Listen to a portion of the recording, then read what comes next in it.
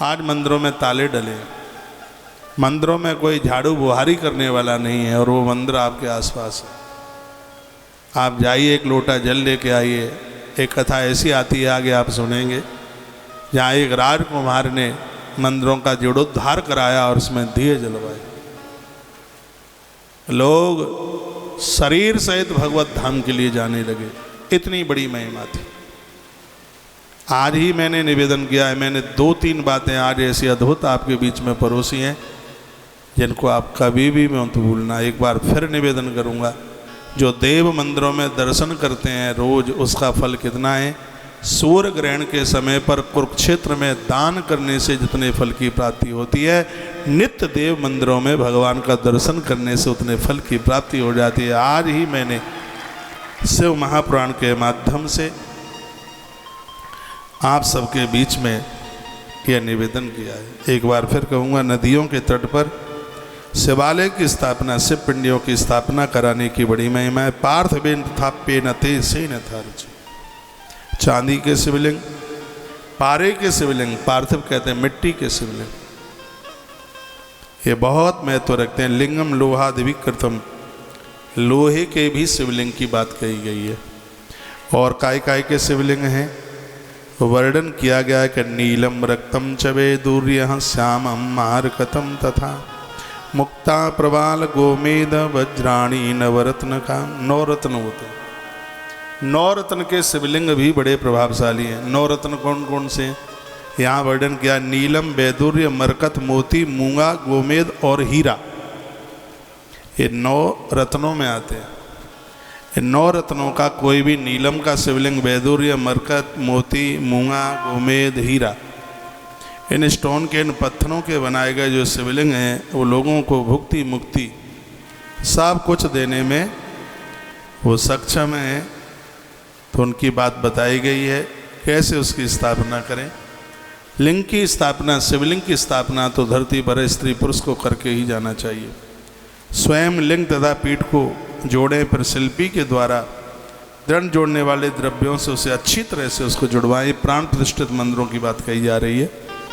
मैं निवेदन करना चाहूँगा, घर में कभी भी किसी भी देव प्रतिमा की प्राण प्रतिष्ठा नहीं कराई जाती। प्रतिमाएं 2 प्रकार की होती हैं, एक है चल और एक है अचल।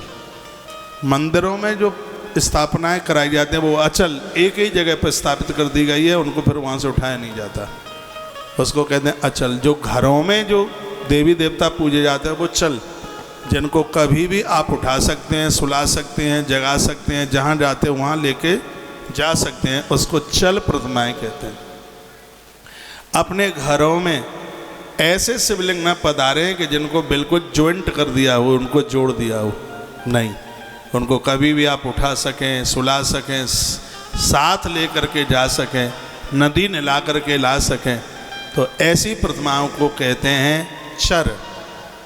और प्राण प्रतिष्ठित मंदिरों में जो स्थापना कराई जाती है उसको कहते हैं अचर। जो ये मैं बोल रहा हूँ, ये श्री शिव महापुराण के विद्येश्वर संहिता का 11 नंबर के अध्याय का प्रवचन है, जिसमें देव प्रतिमाओं के बारे में वर्णन किया है, उनकी पूजा के बारे में वर्णन किया गया है।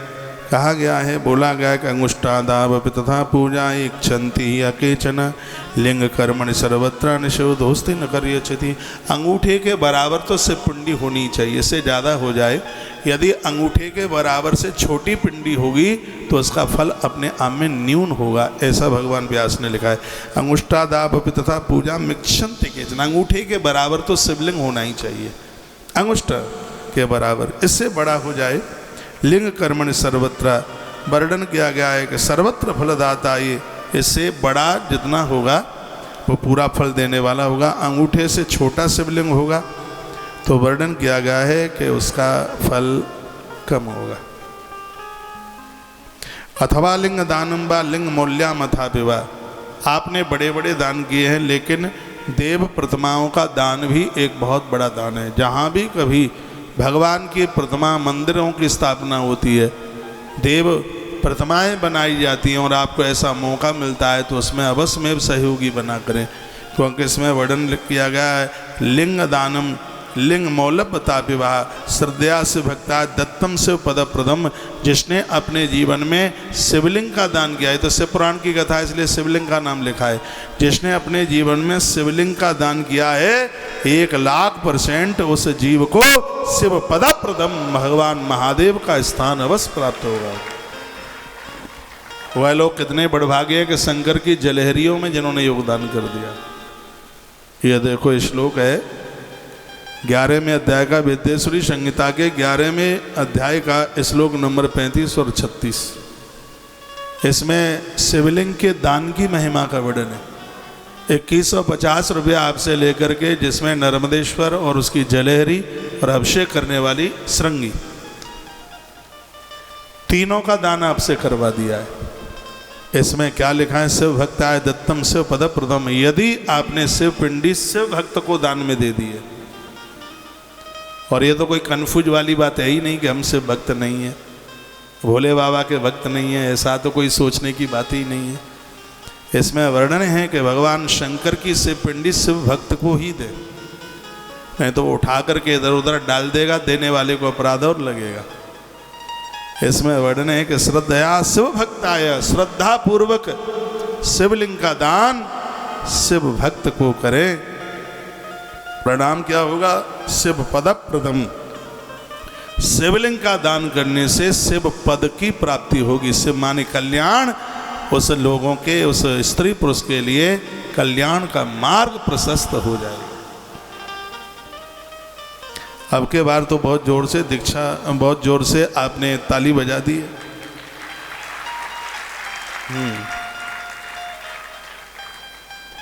अथ पंचाक्षरम नित्यम जपेद अयुत आंध्रात। अयुत कहते हैं 10,000 को अयुत। एक बात मैं निवेदन कर दूं इस श्लोक में, जप करने की बहुत बड़ी महिमा है। इस श्लोक में लिखा है 10,000 बार ओम नमः शिवाय का आप जप करते हैं, 10,000 बार, 10,000 बार आप ओम नमः शिवाय का जप करते हैं, उससे जितना फल प्राप्त होता है भगवान महादेव के शिवलिंग पर एक बार पूजा करने से उतने फल की प्राप्ति हो जाती है। यह है भगवान के रुद्राभिषेक की महिमा। जीवन पर्यंत इस बात को भूलना मत। जो मैं आपके बीच में जो निवेदन कर रहा हूँ, इसकी जो अद्भुत जिस महिमा का वर्णन किया है वो बहुत ज़्यादा अद्भुत है। भगवान शिव के महारुद्राभिषेक की महिमा 10,000 बार आप ओम नमः शिवाय का जप करें, जप की भारी महिमा है। लेकिन भगवान शिव के महाअभिषेक की महिमा आप देखिए, 10,000 बार आप पंचाक्षर मंत्र का जप करते हैं, उससे जितने फल की प्राप्ति होती है भगवान शंकर के शिवलिंग के ऊपर एक बार पूजन करने से उतने फल की प्राप्ति हो जाती है। प्लीज पंडाल में टांगें लंबी करके न बैठें, व्यासपीठ आपके सामने है, भगवत दोष भगवत अपराध हो जाएगा।